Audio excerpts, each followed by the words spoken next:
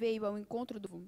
Um homem se lhe aproximou e, lançando-se de joelhos a seus pés, disse: Senhor, tem piedade do meu filho, que é lunático e sofre muito, pois cai muitas vezes no fogo e muitas vezes na água. Apresentei-o aos teus discípulos, mas eles não o puderam curar. Jesus respondeu, dizendo: Ó raça incrédula e depravada, até quando estarei convosco? Até quando vos sofrerei? Trazei-me aqui esse menino. E tendo Jesus ameaçado o demônio, este saiu do menino, que no mesmo instante ficou são.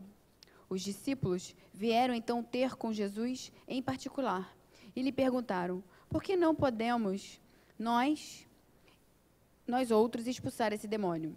Respondeu-lhes Jesus: por causa da vossa incredulidade. Pois em verdade vos digo, se tivesseis a fé do tamanho de um grão de mostarda, dirias a esta montanha: transporta-te daí para ali, e ela se transportaria, e nada vos seria impossível. É interessante, né? Porque eu acho o melhor é, até quando eu vou estar aqui? Ele já sabia que ele ia partir, né? E os apóstolos, eles tinham que aprender isso da fé, né? E quando a gente imagina assim, que fé é essa? Que do tamanho de um grão de mostarda, a gente conseguiria mover uma montanha. E hoje vem a física quântica mostrando para a gente que na nossa mente está todo o poder da saúde, da felicidade, da tristeza, da doença, da depressão.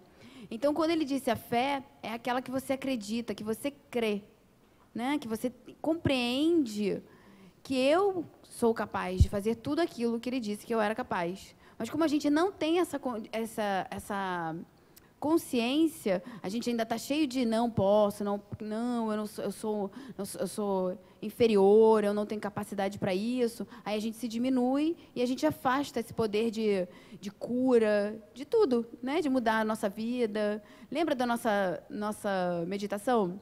No final, ela fala várias vezes: eu sou Deus em ação. Isso a gente tem que repetir milhões de vezes para a gente não esquecer da potência que a gente tem dentro de nós. E a fé transporta montanhas. Então, só depende da gente. Senhor Jesus, Mestre querido, pedimos que nos envolva neste instante nossa querida e amada, veneranda, querida irmã Joana. Te pedimos que abra nossas consciências para que possamos absorver seus ensinamentos, seus pensamentos, seu caminho. Agradecendo desde já por tanto nos dar, por tanto nos apoiar e estar sempre conosco. Fica comigo, conosco, graças a Deus. Boa tarde. Sejam todos bem-vindos.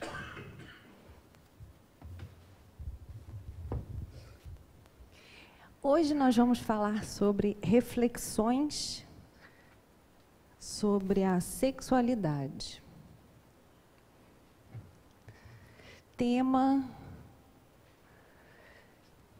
Nós vamos fazer, assim, o livro fala muito, traz uma abordagem mais voltada, assim, para a área biomédica, que não é o nosso caso, mas a gente, por um outro lado, vai trazer aquilo que a gente entendeu e que, de certa forma, é benefício para todas as pessoas que não são da área biomédica, né? Porque a gente não tem o conhecimento profundo, então a gente vai conhecer um pouquinho mais, mas sem entrar em grandes áreas específicas, assim. Então, vamos lá. O que Joana fala para a gente? A vida sexuada se apresenta na origem das expressões vivas na natureza, quando o instinto de reprodução instalou-se no ser primitivo, através do automatismo, apenas para a reprodução da espécie, por falta de equipamentos nervosos e emocionais para a formulação do prazer. A evolução qualificou para melhor com a cooperação consciente do sentimento da afetividade. Então, isso nós já vimos em aulas anteriores, né? Joana vem sempre relembrando a gente Nos capítulos anteriores, ela vem sempre relembrando a gente da nossa era lá primitiva, né? Naquela época, a gente já viu que eram os instintos, né? Não existia ainda o sentimento. Então, a aproximação se dava com o intuito de reprodução apenas. A união sexual é fundamental à existência humana, por cujo contributo à vida se expressa, facultando as reencarnações dos espíritos. Estamos vendo lá o espermatozoide no óvulo, né, buscando o óvulo. É nesse momento aí que é o momento após a união sexual, né, o ato sexual, gerando então a vida, a possibilidade da reencarnação. Isso que a gente está falando aqui é em relação ao feto, ao bebê, né? Como é que é a possibilidade do indivíduo vir à vida. E tem o outro lado, que é na união afetiva entre os pais. Ela fala lá, a união afetiva e a responsabilidade entre os parceiros que se elegem e vinculam através do tempo. Quer dizer, é um compromisso pré-estabelecido entre esse casal, para dar possibilidade a esse ser de experienciar a reencarnação. Então, para que isso aconteça, para que nós estejamos encarnados, é fundamental, essencial, não há nem o que questionar, que haja aí, a sexualidade, que ela faz parte, né? A gente vai ver por que ela traz isso, né? Por que ela frisa da importância, traz esse tema com naturalidade, tentando mudar os tabus pré-estabelecidos? Olha lá, a ignorância cultural e as frustrações de indivíduos no passado rotularam o sexo como manifestação da animalidade predominante no homem e na mulher, denominando-o pecaminoso e imundo. Então, olha só o arquétipo, né? Herança perversa em torno da sua finalidade como de condenação, remontando a expulsão do primeiro casal do paraíso, gerou na mulher dos tempos idos sofrimentos injustificáveis que ainda remanescem em algumas doutrinas religiosas. Nesse ponto, Joana fala das religiões que trazem textos, verdadeiros discursos, né? Sempre com o intuito de castração, de pecado. Não tratam com naturalidade. Os atavismos religiosos, uma forma de manter a castração sexual, o sexo somente deveria ser usado para a finalidade de procriação. Então, são as religiões que pautam, né, pela única e exclusiva procriação, sem o prazer.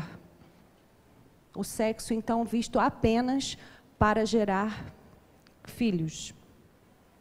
E Joana vem esclarecer para a gente que não é assim. A gente não tem que se sentir pecador, a gente não tem que se sentir mal pela busca do prazer no sexo, faz parte da nossa reencarnação, faz parte da nossa evolução. Das faixas ainda primárias, o abuso de prolongar indefinidamente o prazer levou a comprometimentos psicológicos que se expressam em atuais condutas extravagantes e perturbadoras. Bom, aqui eu entendi, não sei se vocês entenderam, como compulsão em sexo, né? As pessoas que apresentam esse problema, né? Que não deixa de ser o quê? Da mesma forma que a gente viu, né, anteriormente, que as mulheres trazem lá no inconsciente a questão lá do primeiro casal ter sido expulso, que era pecado, enfim. Aqui também, né? O abuso pelo prazer, se ele não é tratado, se em nenhum momento o indivíduo, em nenhuma encarnação, ele toma consciência, ele vai continuar experienciando isso e sofrendo esse tipo de transtorno. Tá? Ansiosos e insatisfeitos, frente ao natural cansaço do corpo, descobrem elixires e poções mágicas para o prolongamento da sensação, culminando na atualidade com o uso de substâncias vasodilatadoras que produzem prejuízos ao serem absorvidos pelo organismo não preparado para essa ingestão. Ela está falando aí dos medicamentos que são utilizados hoje em dia. Com, talvez, como eu falei, eu não sou da área biomédica, mas o que eu entendo aqui? Eu entendo o uso indevido do medicamento. Porque ela fala ali embaixo, olha, toda vida orgânica experimenta a princípio pujança e posterior decadência, resultante dos impositivos da evolução e da transitoriedade programada para um determinado período. Então, o que ela está dizendo com isso? Que nós temos um período de vida sexual ativa. Se esses recursos medicamentosos, eles se dão em função de uma disfunção onde a pessoa está num período de atividade, ok, não há problema, porque ele serve como um medicamento para resolver um problema de saúde, certo? No caso que ela se refere, eu entendo que é em relação às pessoas que já atingiram uma determinada idade, onde a função já não existe mais, por conta disso, né? E se utilizam do medicamento para prolongar essa vida ativa por mais um tempo. Então, eu acho que ela trata desse assunto dessa forma, com o intuito de minimizar frustrações, ansiedades, problemas que podem decorrer dessa situação.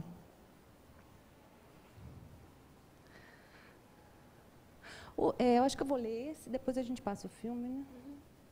O fenômeno sexual não tem lugar no aparelho genésico. Eu não sei se todo mundo sabe disso, mas, para quem não sabe, isso é bem legal a gente poder esclarecer. O desejo sexual se inicia de imediato quando mínimas quantidades de luliberina, responsável pelo controle dos hormônios sexuais, produzido no hipotálamo, são liberadas e captadas pelo diencéfalo.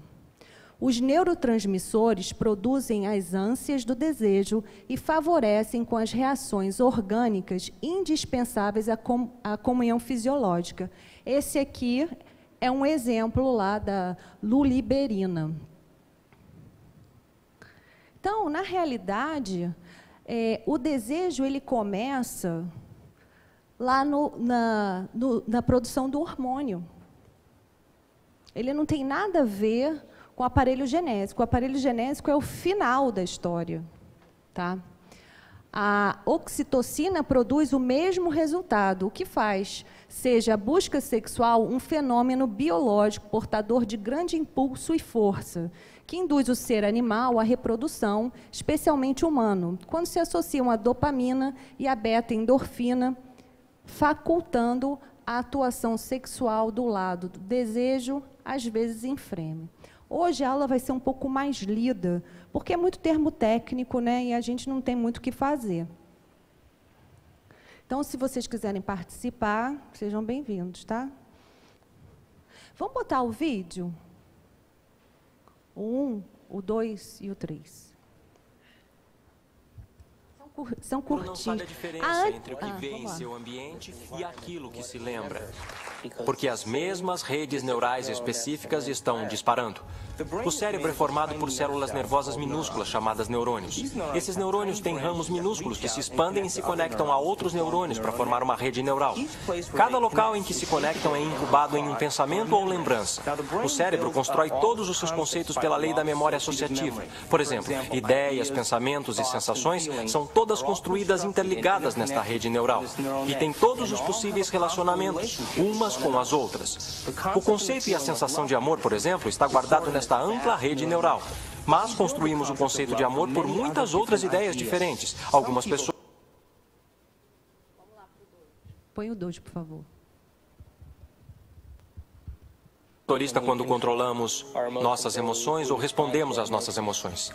Sabemos fisiologicamente que células nervosas que disparam juntas se conectam. Se praticar algo diversas vezes, essas células nervosas têm um relacionamento de longo prazo. Se ficar nervoso diariamente, se ficar frustrado diariamente, se sofrer diariamente, se der razão à vitimização em sua vida, está religando e reintegrando aquela rede neural diariamente. E aquela rede neural agora tem um relacionamento de longo prazo com todas aquelas outras células nervosas, chamado de identidade. Também sabemos que as células nervosas que não disparam juntas não estão mais ligadas. Elas perdem seu relacionamento de longo prazo. Porque a cada vez que interrompemos o processo de pensamento, isso produz uma resposta química no corpo. A cada vez que interrompemos, aquelas células nervosas que estão conectadas entre si começam a quebrar o relacionamento de longo prazo.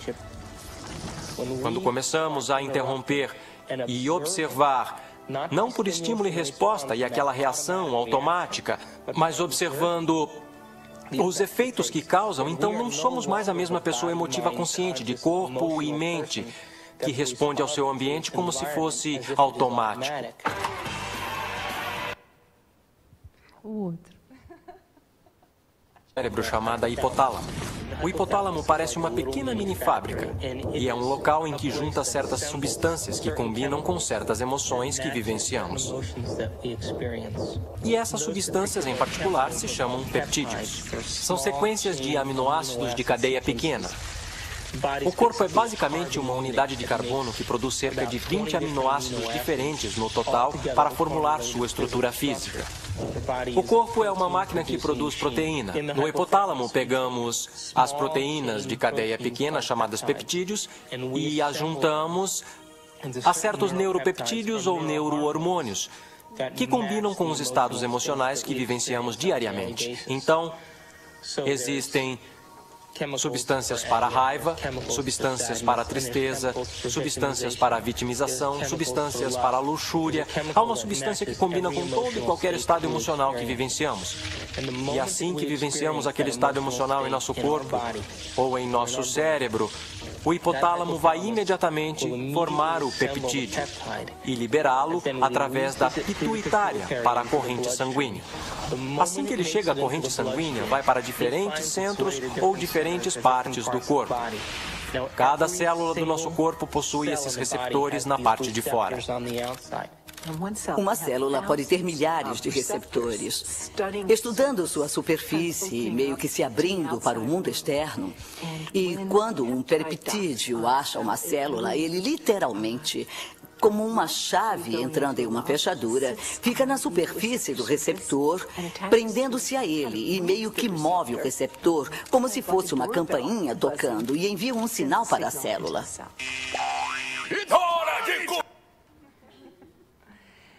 Então, eu trouxe esses... Gente, olha, desculpa as edições, vou explicar para vocês. Vocês lembram que eu quis trazer um vídeo e aí eu aprendi a editar por conta disso? Fiquei super grata a vocês, porque vocês me possibilitaram esse aprendizado. Então, eu mudei lá o computador e aí eu perdi esse editor de vídeo e me colocaram outro que eu não sabia usar. Então, eu aprendi a usar hoje de manhã, sabe? E aí editei o vídeo para não trazer o vídeo inteiro. Então, por isso que esses cortes foram assim, me perdoem, vou praticar, tá? Agradeço a oportunidade aí de aprendizado, mas eu vou praticar. Então, vocês viram que interessante? Eu trouxe para a gente entender, a Tati já tinha trazido numa outra aula também, eu trouxe para a gente, que não é da área, entender um pouquinho melhor esses mecanismos, né? Nesse mesmo vídeo, que é bem grandão, que depois, quem quiser ver, acho que não acharam, né? Mas está lá no YouTube. Quem somos nós? É interessantérrimo, 1h40, 1h40 o filme abrange, nossa, uma coisa enorme falando sobre física quântica, tem pessoas que são... Tem um anestesista, um doutorando em física, são várias pessoas falando sobre vários temas e é super interessante. E trazendo a parte espiritual, né? Também, unido com a parte científica. Exatamente. É sensacional. Vale muito a pena ver. Veja. ele fala que o cérebro processa 400 bilhões de bits em informações por segundo. E que a nossa consciência somente processa 2.000 bits por segundo. E esses 2.000 são sobre ambiente, corpo e tempo. Ele traz também, como exemplo, a tomografia, onde cientistas fizeram a experiência de botar o paciente lá no tomógrafo e a cada imagem ou cada frase ver qual a área do cérebro que se manifestava.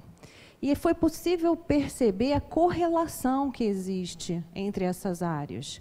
Por isso que, não sei se foi aqui agora, mas eu vi o vídeo todo, por isso que eles falam, em alguns momentos, que se a gente se relaciona com o amor, ou a gente está num processo de um ato sexual, alguma coisa nesse gênero, a gente pode também acionar áreas do nosso cérebro e trazer sensações e emoções daquelas áreas, porque em algum momento essas áreas foram ativadas nessa situação.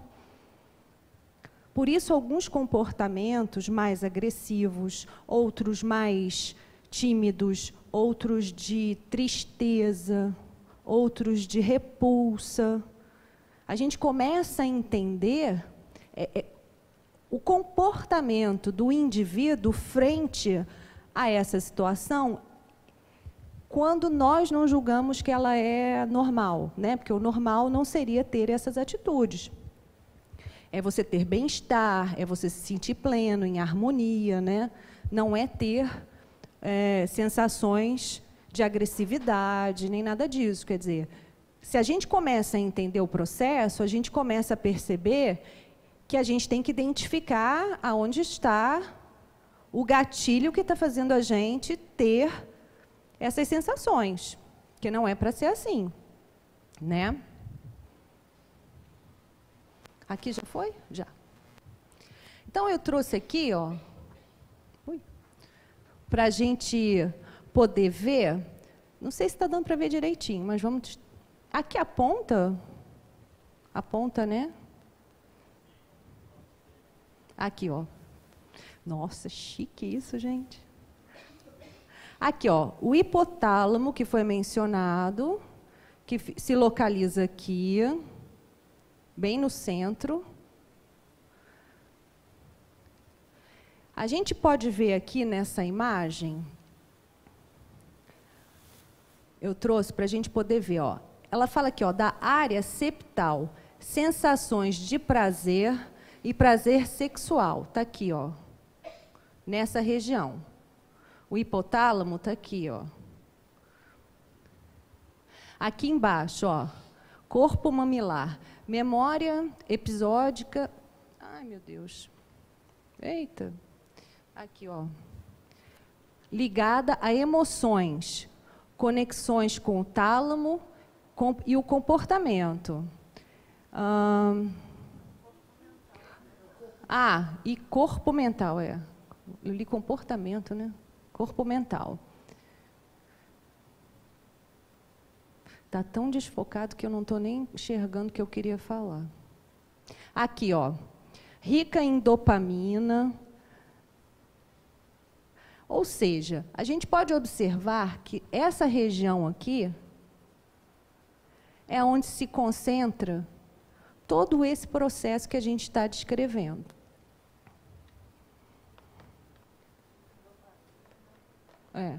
Aqui. Paixão aonde?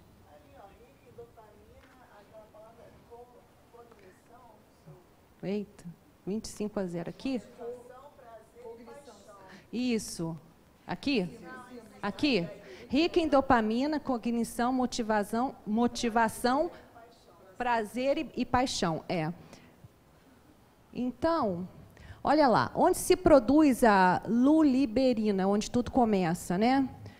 Está lá, no hipotálamo, diencéfalo, existem duas polaridades sexuais lá.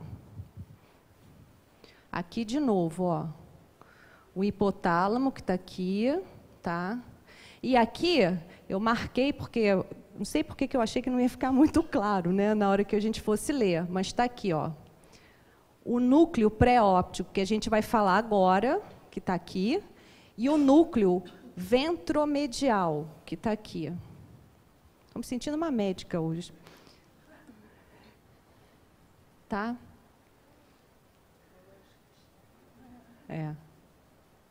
Vamos lá.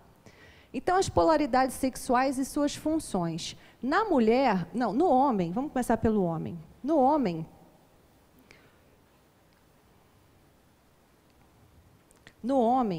estímulo da área pré-óptica, automatismo e interesse do homem pela mulher. É na hora. Quando essa área é estimulada, automaticamente surge o interesse pela mulher. Um desejo sexual... Gente, não... Homens, por favor, eu estou apenas reproduzindo o que Joana falou, tá? Eu não tenho nada a ver com isso. Quando vocês olharem para mim, vejam Joana aqui, meiguinha, né? Para ninguém ficar com raiva de mim.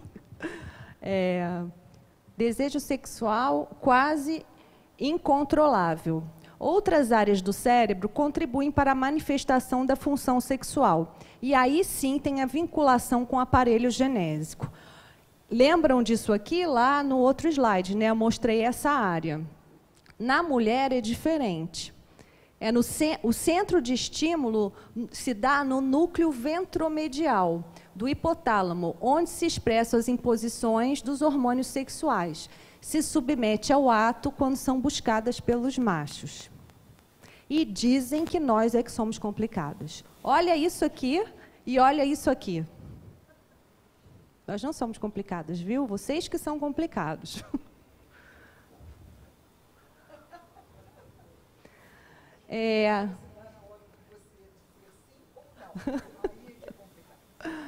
Polaridades sexuais e suas funções. No cérebro, igualmente se situam as polaridades sexuais do ponto de vista de funcionamento, porquanto as expressões anatômicas são de natureza orgânica, que nem sempre correspondem às aspirações psicológicas do ser, dando lugar aos interesses homossexuais. Graças à sua localização no cérebro, a função sexual pode se manifestar de natureza romântica e terna, tímida, explosiva, agressiva, cruel, indiferente ou perversa. Assim, a atração entre os dois sexos é procedente de fenômenos diferentes no cérebro, facultando a conquista, o companheirismo e a união sexual, dependendo do hormônio que é secretado a partir do momento que o outro é visto, é recordado e é desejado. Acabamos de falar sobre isso, né? Dependendo da área de ativação, e a gente vai entender mais lá no final, vocês vão entender como essa história se fecha de uma maneira... Assim, a gente parece que abriu assim e entrou uma luz, porque se fecha de uma maneira redondinha, vocês vão ver. Hormônios, responsáveis pelas ocorrências do prazer e do desconforto moral, da harmonia como da agressividade, da alegria como da tristeza, felicidade ou desengano. São eles que diferenciam as criaturas, que determinam as polaridades e suas funções no aparelho genésico e no cérebro. Olha lá, olha que importante. O espírito imprime nos neurônios a capacidade de produzir este ou aquele neurotransmissor responsável por tal ou qual finalidade, de modo que expressem como impositivo o que se torna necessário para o processo evolutivo dos seres humanos. Então, como a gente sempre fala, quem é que manda? Quem é que dá as ordens? O espírito. E é fantástico a gente ter conhecimento como que ele pode influenciar, de acordo com a nossa necessidade de evolução, como ele pode influenciar no hormônio, na célula. Não é fantástico? Eu, pelo menos, que não tinha esse conhecimento tão profundo, eu fiquei assim, eu acho que vocês ou não leram ou não estão achando fantástico. né? É uma descoberta, eu acho. A gente entender como o nosso processo ele é rico em detalhes. Como o ser, o indivíduo, é rico nos mínimos detalhes. Como cada coisinha foi planejada, foi feita. Cada coisinha nossa tem uma função estabelecida, pensada, maturada para funcionar, para dar certo. E a gente encarna e muitas vezes não liga, né? A gente está aqui de passagem, só querendo aproveitar a vida, né? Sem consciência da grandiosidade que é isso aqui, né? De tudo que foi movimentado para a gente chegar hoje nessa condição que a gente está hoje. Tudo que foi movimentado de energia para a gente evoluir até aqui. A gente não para pensar nessas coisas no nosso dia a dia, né? Polaridades sexuais e as suas funções. Gente, olha, eu não estou brincando, não. Isso é Joana, tá? A partir do primeiro contato visual ou físico com o indivíduo do sexo oposto, o cérebro masculino libera o hormônio vasopressina, que irá responder pelos sentimentos de fidelidade, de posse, de busca para complementação sexual. Durante a fase de sedução e encantamento, o homem está sob essa poderosa influência até o momento quando, estimulado e pronto para a união física, passa a experimentar a ação da ocitocina, que é igualmente relevante para as sensações e emoções femininas. A união sexual, portanto, ocorre em ambos parceiros sobre essa ação prodigiosa, encarregada do desejo e da satisfação. Quer comentar alguma coisa? Hoje estamos sem muitos comentários. Não posso falar só. O tema aí ninguém fala nada, ninguém comenta nada.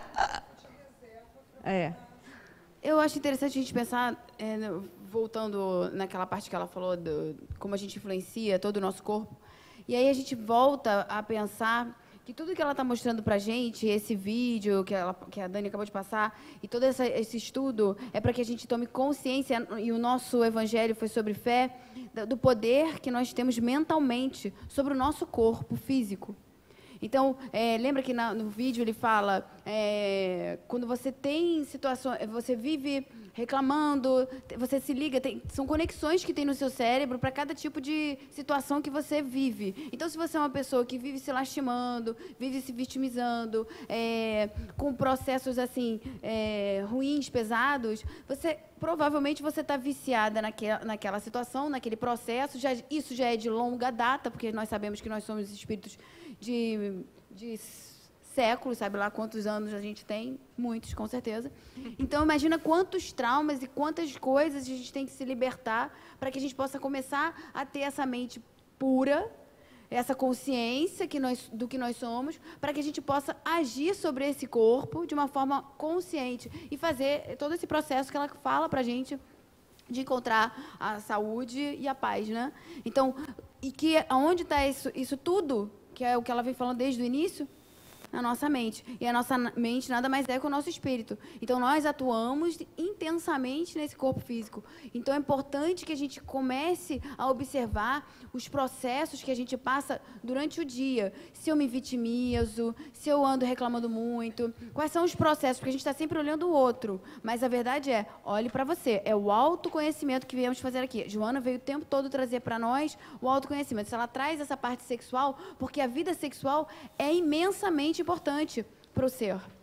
Não é só física. Ela faz parte do afeto, ela faz parte do relacionamento homem-mulher, o que seja o tipo de relacionamento. Mas ela é super importante para a nossa evolução. Quanto mais nós soubermos, mais nós tivermos consciência da importância desse ato, nós vamos iluminar ele, vamos transformar e trazer ele como mais uma potência positiva e agregadora para a nossa vida. Que é isso que ela está trazendo, iluminação. Eu achei importante falar sobre isso. Muito. E essas ligações que a gente viu no vídeo, que se estabelecem, como a gente viu ali, se cria como se fosse um caminho, pelo menos foi assim que eu entendi. É como se a gente criasse um caminho e a gente congelasse naquele caminho. A gente fica naquele caminho, martelando naquele caminho, e dessa forma a gente não abre possibilidade para um outro caminho. Daí os vícios, né? Que a gente... isso tudo acaba... tanta informação que a gente fica até gago. Isso tudo acaba voltando para o que a gente fala sobre... Me perdi. Estava falando do quê?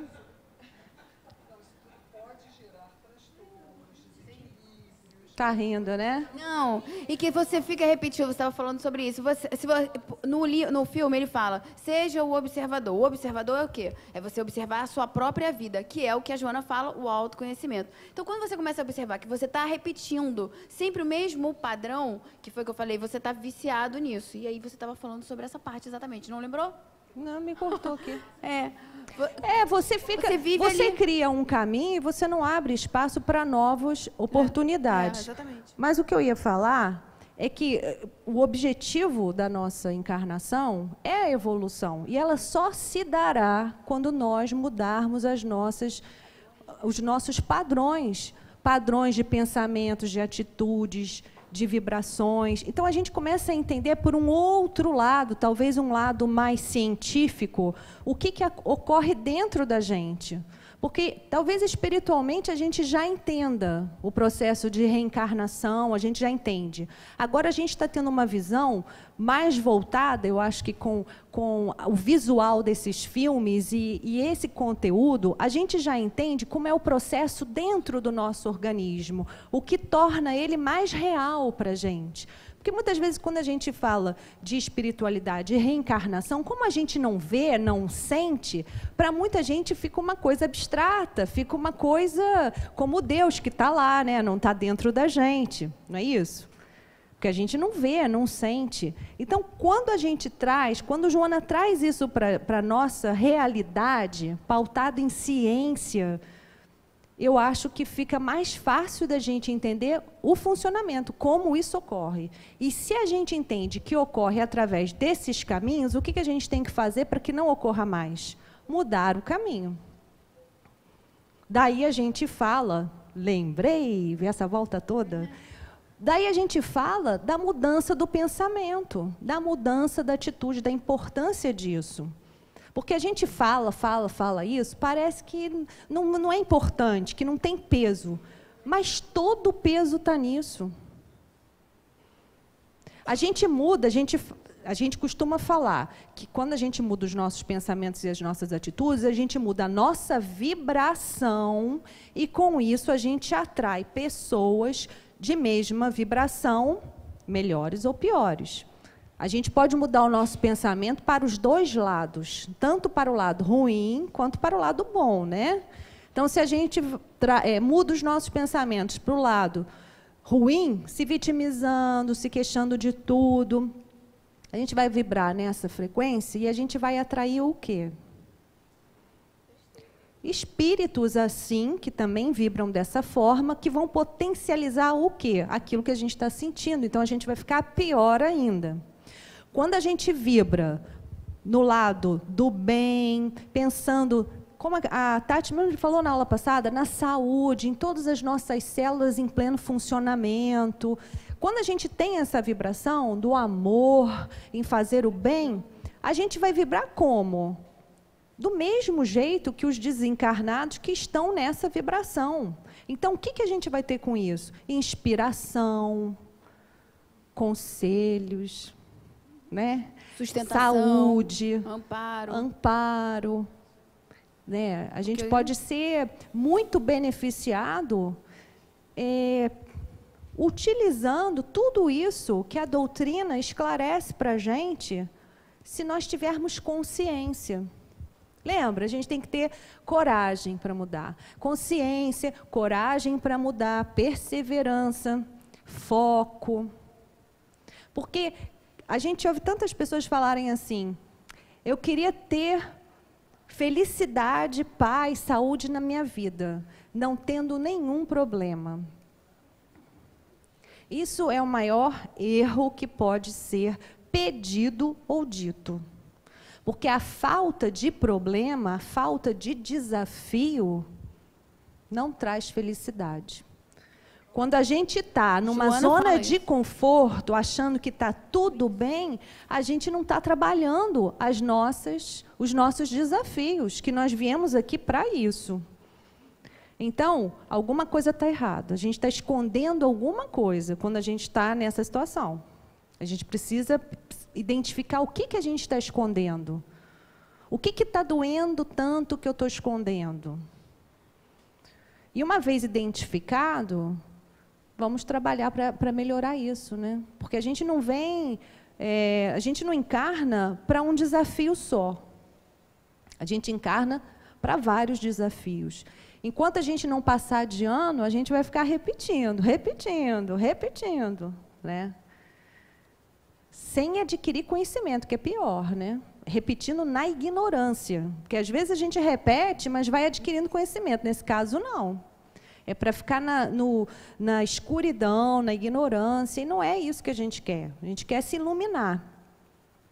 E, voltando ao tema, a falta de preparação emocional, quando se busca apenas a ligação física, pode produzir a resposta cerebral, trazendo como resultado emocional a frustração, futuro desinteresse, os conflitos da insatisfação. Não produz a harmonia interior desejada. Ou seja, o que ela está falando aqui? Ela está falando do sexo sem a parte emocional. O sexo pelo sexo. Porque a busca se torna desenfreada. Ela fala no livro sobre a mudança, a busca de novos parceiros, porque não se atinge o que é desejado, que é o bem-estar, a harmonia, a sensação de plenitude após um ato sexual com emoção, com amor. Ela diz para a gente que, quando esse ato não é praticado com amor, essa busca é frenética, interminável e insatisfatória. O ser humano não se sente completo, não se sente satisfeito. Motivo também pelo qual se chega à doença, a compulsão sexual. É o final dessa história, né? Vocês estão gostando? Eu acho que vocês não estão gostando.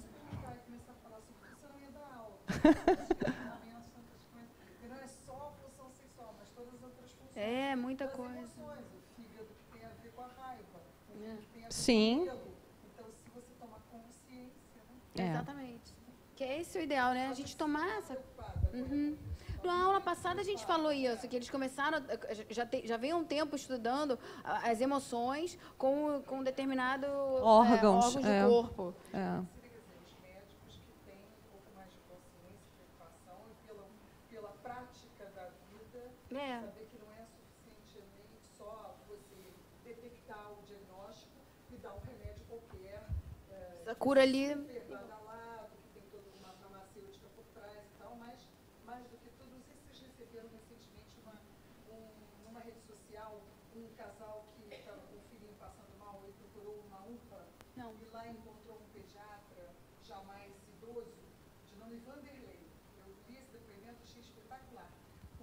Ao invés deles, os pais estavam sôfregos, desesperados, a criança parando de respirar, e não sabia o que fazer e tal, ele pegou a criança e abraçou, e beijou, e conversou. Devia ser uma criança de mais ou menos uns 3 ou 4 anos. E conversou, e teve toda uma terapêutica, assim, do amor, né? Cuidando como se ele fosse um espírito mesmo.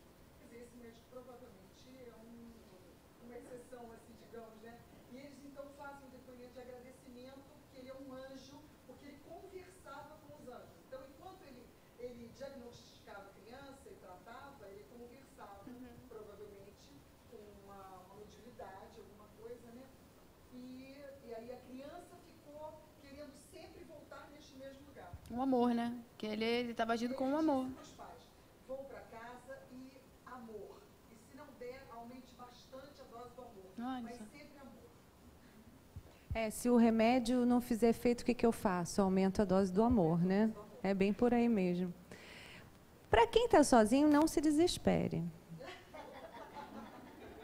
Não há por que se desesperar. Joana, não. Nem tudo está perdido, exatamente. Joana não abandona ninguém. Joana não deixou ninguém desamparado.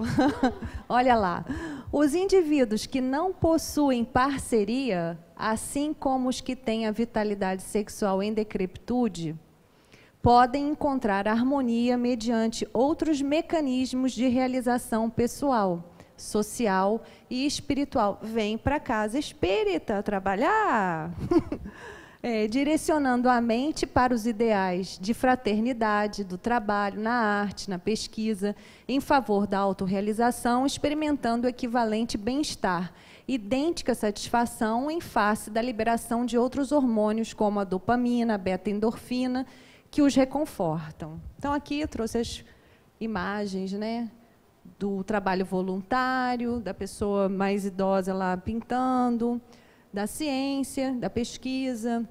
São outras áreas, são outras áreas que a gente pode buscar, porque a gente vai ter também a liberação desse hormônio do prazer, da felicidade. Por que o trabalho voluntário é tão oferecido na casa espírita para os frequentadores? Porque ele traz esse bem-estar. Porque, ao fazer esse trabalho, a gente libera esses hormônios que dão essa sensação de bem-estar, que curam. Esses hormônios curam. Fala, o que você queria falar, Tati? Porque a energia sexual no campo genésio é uma das mais fortes que se tem no corpo espiritual e no corpo físico. Então, quando você direciona ela bem, você tem uma potência ali sendo muito bem utilizada. Quando você usa ela de uma forma desregrada e desequilibrada, você vai estar trazendo para você exatamente isso. Então, muitas pessoas que já não usam mais, que não têm necessidade do sexo, que tem várias pessoas, e não são só pessoas idosas, não são. Tem pessoas que não sentem o desejo. E muitas delas liberaram essa energia para outros campos, que seja de caridade, arte, música, pintura, trabalhos missionários. Exatamente. Então, são pessoas que souberam direcionar essa potência, porque é um caminho de vida. É um dos campos mais fortes que a gente tem no nosso corpo físico. Então, se a gente souber trabalhar essa energia, a gente vai fazer com que ela se libere campos dentro de nós mesmos. Às vezes, a gente nem sabe que nós temos potências de pintura, de arte, de coisas para utilizar, que nós temos, mas que a gente só está direcionando para o outro lado, essa potência, né, divina. Então, tudo que nós temos no nosso corpo físico e espiritual, todos esses campos são fortes e todos eles têm potências. Se soubermos utilizá-las e levando conhecimento para nós, né? Através do conhecimento, nós vamos sabendo o que a gente pode fazer com cada um deles, e aí a gente vai direcionando e tendo uma vida mais plena. O que eu faço agora? Eu perdi o desejo sexual. Às vezes é porque você tem que ir para o outro lado. Às vezes é a vida já te levando, mas a gente fica nesse mesmo condicionamento, achando que tem que ter a vida igual a de todo mundo, porque todo mundo faz, então vou tomar remédio, vou fazer. E aí acaba a gente se descambando para um lado que não era aquele ali. Era a vida te levando para outras potências. Então a gente tem que se autoconhecer, se observar, se amar. Porque aí, quando a gente faz isso, a gente vê que tem 1 milhão de caminhos na nossa frente. Nesse filme, ele fala, nós temos milhões de possibilidades. Só que a gente se fixa numa coisa só. Emprego, né? A gente vai ver, a gente tem aquele determinado emprego, manda embora, acabou minha vida. Não! Tem outras possibilidades. Mas eu só sei fazer isso. Será? Gente, eu tenho feito o evangelho em casa que só sai a parábola dos talentos. Eu fiquei assim, Jesus... Estou alguma potência que eu tenho que descobrir qual é o talento que eu estou deixando para trás para poder trabalhar. E é isso. Eles mandam para a gente os recados, que foi o que a Dani falou. A gente se conectando, se mantendo num caminho bom, eles vão estar amparando a gente, eles vão estar mostrando para a gente o caminho, eles vão estar... Até numa novela, num filme, você vai ver mensagem. É impressionante. Mas a gente tem que estar aberto a isso. Sempre. Você quer falar alguma coisa?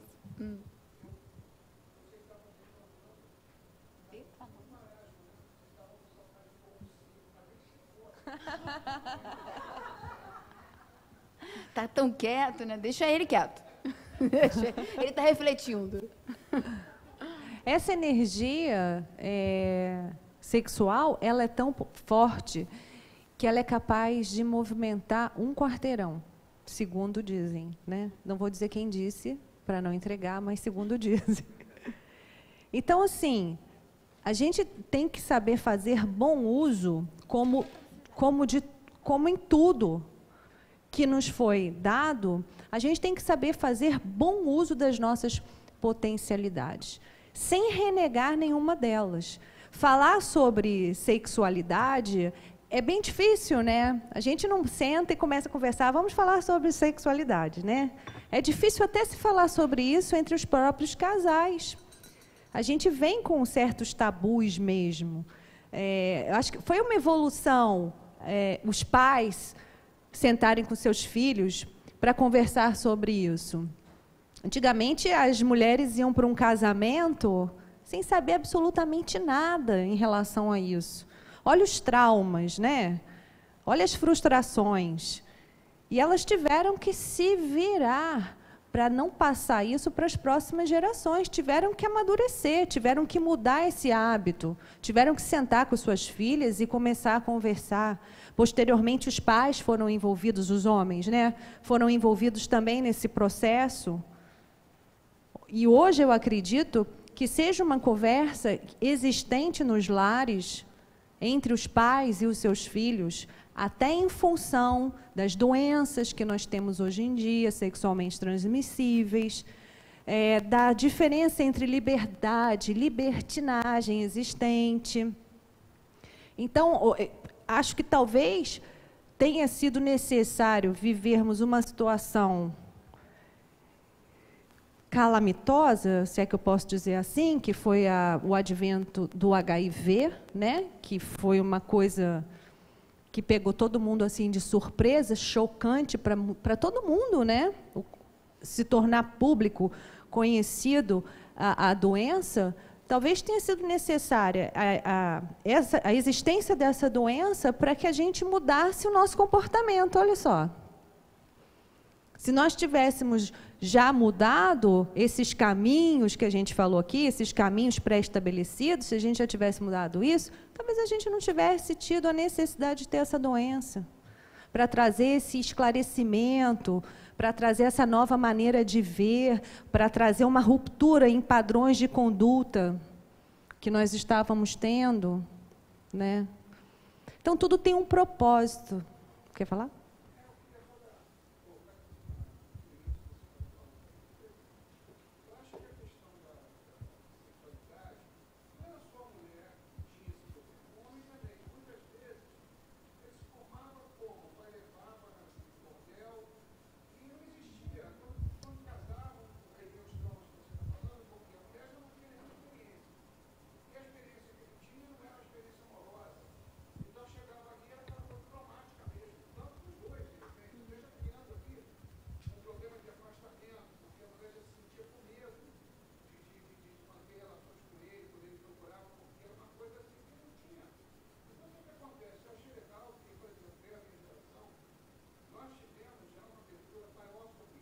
Sua geração já está com prazo de validade vencida.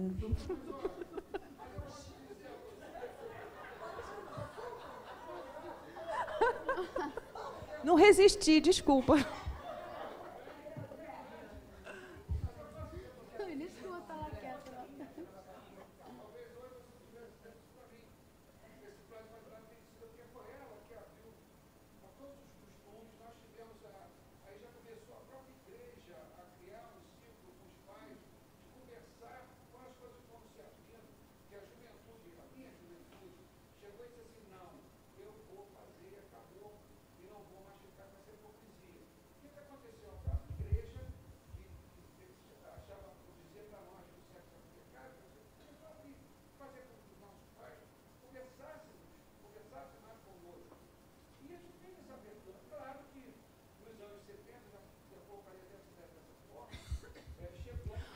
Olha, eu vou ser obrigada a discordar um pouquinho de você nesse finalzinho que você falou. porque assim, eu estudei em escola de padre, tá? Não existia esse tipo de diálogo, não, e eu sou de uma outra geração. Tá. Você falou da igreja, né?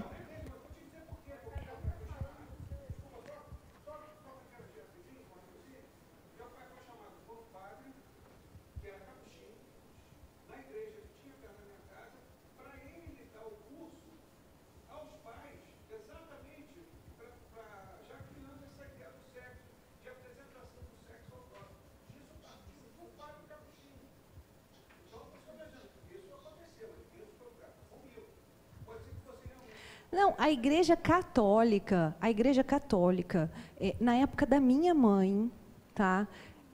Desculpa, mãe. Na época da minha mãe, proibia o uso de anticoncepcional. Então não se falava disso. Na minha geração, eu estudei em colégio de padre, não se falava. Esse assunto era como se não existisse. Ninguém sentava para conversar com ninguém, não.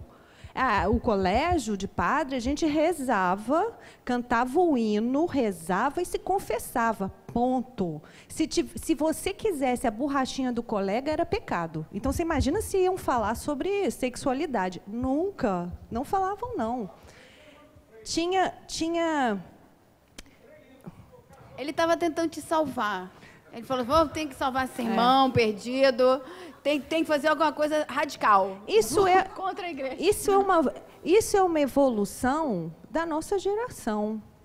Os nossos pais, eu pelo menos, assim, o meu universo diz isso, tá? Não sei, mas o meu universo diz isso. Os nossos pais começaram esse processo de falar com os filhos. E a nossa geração fala com os filhos, abertamente. E entre os nossos pais e nós, existiu o HIV, que eu acho que mudou essa história toda. Foi aí que as pessoas resolveram sentar e conversar, porque as pessoas estavam morrendo. As pessoas estavam morrendo. Então, qual era a solução? A solução era a gente tratar o assunto de frente. Não dava mais para esconder. Tinha que sentar, conversar sobre o tema, chegar para o seu filho e falar, olha, acontece isso, isso, isso. As pessoas estão morrendo. Quantos artistas perderam os seus amigos, seus amores, enfim, com a doença? E aí se tornou público, e aí todo mundo, né, passou a ter contato com essa informação.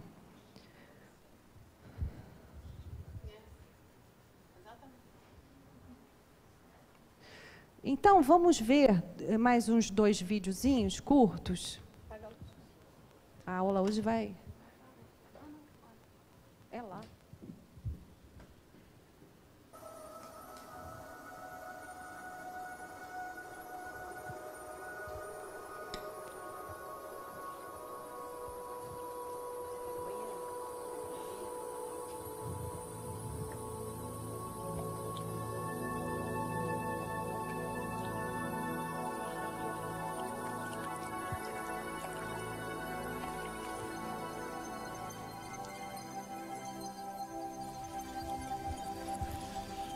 Estamos completamente em um novo território em nosso cérebro. E como estamos num território totalmente novo, estamos religando o cérebro, literalmente reconectando a um novo conceito. Aí, no final, isso nos muda de dentro para fora. Se eu mudar minha mente, mudarei minhas escolhas? Se mudar minhas escolhas, minha vida vai mudar? Por que eu não posso mudar aquilo em que eu sou viciado? O que eu vou perder daquilo que eu estou quimicamente preso? E a qual pessoa, local, coisa, momento ou evento eu estou quimicamente preso, que eu não quero perder porque eu posso ter que experimentar a abstinência química? Este é o drama humano.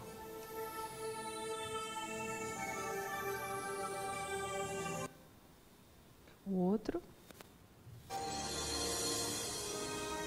Já parou por um momento e olhou para si mesmo através dos olhos do observador supremo?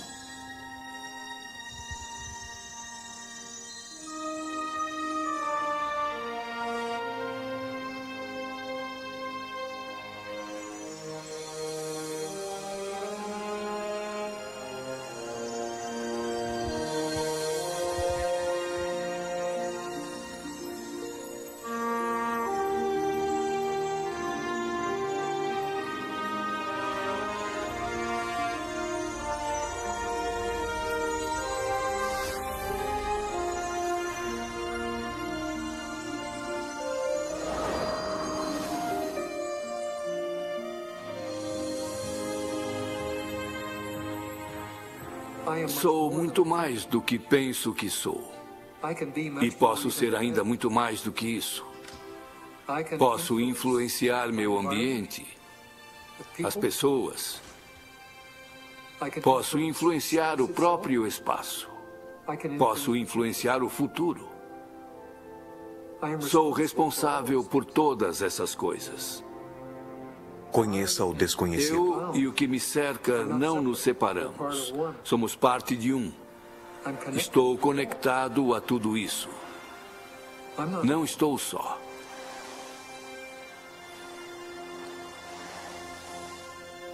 Saber que há essa interconectividade do universo, que estamos todos interligados, que estamos conectados com o universo nesse nível fundamental, acho que é uma boa explicação para a espiritualidade.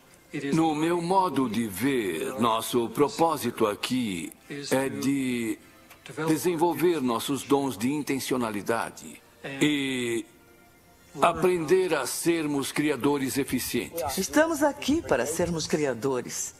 Estamos aqui para infiltrar o espaço com ideias e mansões de pensamentos. Estamos aqui para fazer algo desta vida. Para reconhecer o eu quântico, para reconhecer o local em que você tem opção, para reconhecer a mente. Quando ocorre aquela mudança de perspectiva, dizemos que alguém foi iluminado.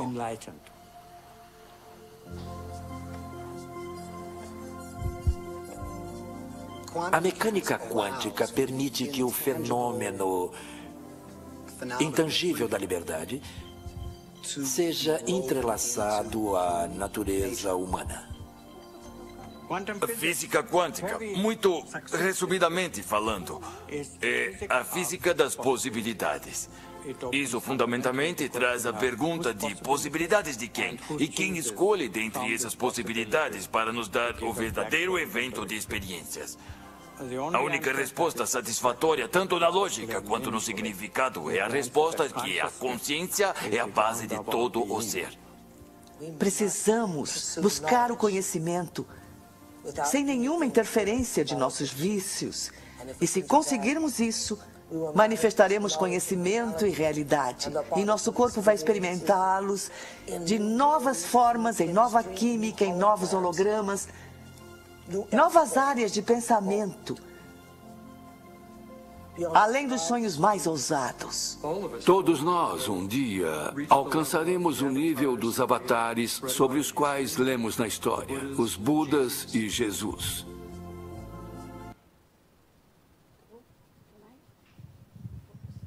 Não, tem mais um slide. Tem mais um slide, pode. Quem somos nós? Quem somos nós? É um filme. Quem perguntou? Ah, tem mais um. Você vai passar mais um? Tem mais um slide. O último. Vídeo, pô. Você tá falando de slide? Slide. Tem mais um. Ah, não, slide. Ah, então eu vou acender a luz. Pode acender. Esse. Sexualidade. O que é o sexo deve ser vivenciado com equilíbrio, ponderação, responsabilidade e discernimento, de modo que não se transforme em fator de perturbação ou de transtorno de comportamento. A utilização saudável da função sexual constitui expressiva conquista moral do espírito, que lentamente se liberta das paixões mais grosseiras para alcançar os patamares da afetividade sem angústia. Então, a gente, mais uma vez, finaliza a aula dizendo que, graças a Deus, somos responsáveis, cada um por si, né? Deus por todos, não é assim? Graças a Deus, cabe a cada um de nós essa transformação, essa conscientização, traçar novos caminhos, novos objetivos, mudanças. É tão confortante a gente saber que nós somos capazes disso. A gente não depende de ninguém, só da gente mesmo. Eu falo isso sempre, sempre, porque eu acho que isso é o presente maior que a gente recebeu. A gente recebeu todas as potencialidades. Olha só como a gente é afortunado. Todas as potencialidades temos. O véu do esquecimento. Não lembramos de nada que fizemos. Por isso não não necessariamente temos que ter culpa, né? Porque a gente esquece, então a gente não precisa ter culpa. Certo? E a mudança só depende de nós. Ninguém vai fazer por a gente. Então, o que a gente tem para fazer? Se instruir, tomar consciência dos processos e traçar o caminho para resolver esses processos. Para que novos desafios venham. Para que a gente passe de ano. A iluminação que a gente tanto fala é isso, é a conscientização do indivíduo como indivíduo. Se iluminar, que a gente fala, não é ficar achando que vai sair uma luz de mim. Ainda não tenho luz, você tem luz. Ela não tem luz ainda. Não é isso. Né? Iluminação está nas nossas atitudes. Está na maneira que a gente vibra, na maneira que a gente se comporta, na maneira que a gente pensa, que a gente lida com os problemas, que a gente encara as situações. Na reforma íntima. É a consequência da reforma íntima. A gente não tem que se frustrar porque a gente ainda não se reformou. Toda reforma demora. A gente sabe disso quando faz uma reforma na casa da gente. Tem uma previsão lá, 6 meses, pode crer que é 1 ano e meio. Você imagina no próprio ser humano. Quantas provas nós vamos passar para ter a certeza que nós nos modificamos? Inúmeras. Essa reforma, ela é demorada. Não é para causar frustração, cansaço, desânimo. Não. É para a gente entender que todo o processo de modificação exige tempo, determinação, paciência. A gente tem que ficar feliz com cada conquistazinha que a gente fizer, com cada mudança, por menor que ela seja. A gente tem que ter essa consciência de chegar no final do dia e pensar assim, fazer esse exercício aí do finalzinho, se colocar fora de você, olhar para você e pensar, eu gosto desta pessoa que eu estou vendo? É o exercício dessa semana. Sai de dentro de você. Olha o seu comportamento e diz, eu gosto dessa pessoa que eu sou? Eu não tenho nada para melhorar, nada para mudar? Eu tenho um monte. Né? Tem que editar o vídeo melhor, né? Tem várias coisas para fazer. Não tem que parar de brincar com o André, senão ele vai ficar zangado comigo, triste. Então, assim, todos nós, não existe uma pessoa encarnada aqui que não tenha desafios, que não tenha o que se melhorar. Então, ninguém é melhor do que ninguém. Está todo mundo igual. Nem quem está aqui, nem quem está aí, nem Divaldo. Ninguém é melhor do que ninguém. Todos nós estamos na mesma condição, iguaizinhos, com as mesmas oportunidades. Olha só. A oportunidade de fazer o bem, de se melhorar, de se tornar uma pessoa melhor, de vibrar de outra forma. Minha vida está horrível. Eu não suporto nada do que eu tenho na minha vida. Então, eu vou sentar e vou esperar que ou a espiritualidade resolva meu problema, ou o meu pai, ou o meu marido, ou o meu chefe. Não. Se está tudo ruim, se a minha vida está um horror, sou eu que tenho que modificar essa situação. Se eu estou com uma doença, sou eu que tenho o poder de me curar. Se a gente já sabe que a doença começa lá no espírito e termina aqui na matéria, eu tenho que começar a cura dela onde? Lá no espírito. Porque senão, aqui na matéria eu sou curada, mas como o espírito não foi, eu vou reincidir nessa doença, vou reincidir. Então, a busca ela é constante. Então, assim, a aula de hoje foi sobre sexualidade, mas isso serve para tudo. Temos todas as potências, não temos que ter medo de falar sobre nada, não temos que ter culpa de nada, não temos que nos sentir culpados, frustrados, nada disso. Isso não é o nosso objetivo de vida.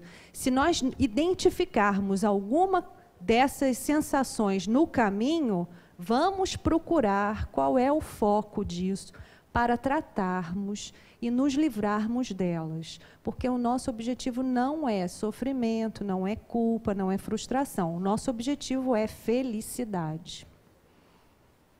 Tá? Eu espero que vocês não tenham ficado assim, chateados com a edição do vídeo, com esses cortes. O Alcir quer falar alguma coisa? Já acabou a aula, Alcir, mas tudo bem. Você tem 1 segundo, porque tem o preparo, tem a palestra.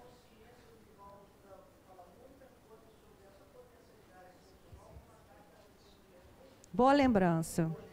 Livro Sexo e Consciência. Uma ótima lembrança. Para quem quiser se aprofundar no tema, é isso aí. Alguém quer fazer a oração final?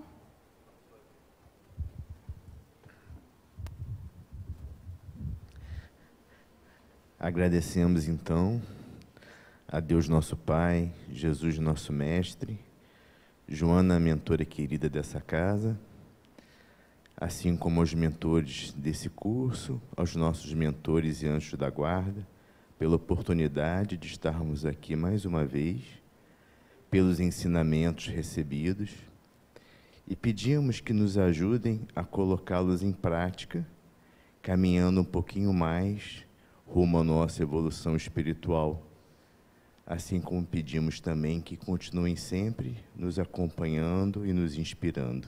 Graças a Deus.